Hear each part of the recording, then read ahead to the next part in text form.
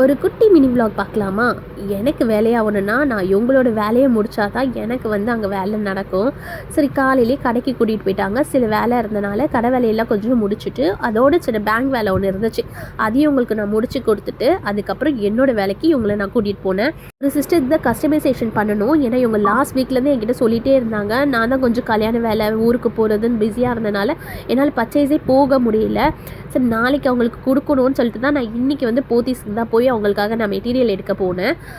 இவங்க பார்த்திங்கன்னா என்கிட்ட வந்து இது 6th டைம் வந்து அவங்களோட ட்ரெஸ் வந்து கஸ்டமைஸ் பண்ணுறாங்க. ரெகுலராக இவங்க பண்ணுறனால என்னால் பண்ண முடியாதுன்னு என்னால் இவங்ககிட்ட சொல்ல முடியல.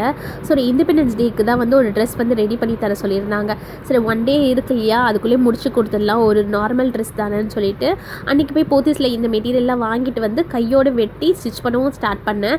உடனே பார்த்திங்கன்னா ஸ்டிச் பண்ணிகிட்டே இருக்கும்போது நான் பஜார் போகிற வரியான்னு கேட்டாங்க. சரி இவங்க கூப்பிட்ற டைம் நம்ம போனால் தான் நம்மளால் பர்ச்சேஸ்லாம் பண்ண முடியும்னு சொல்லிட்டு நான் அன்றைக்கி வந்து சவுகார்பேட் போயிருந்தேன். ஏன்னா இன்னும் கொஞ்சம் சில பேருக்கு வந்து கஸ்டமைசேஷனுக்கு வந்து மெட்டீரியல்ஸ்லாம் எடுக்கணும்னு சொல்லிட்டு அதெல்லாம் போய் எடுத்துட்டேன்.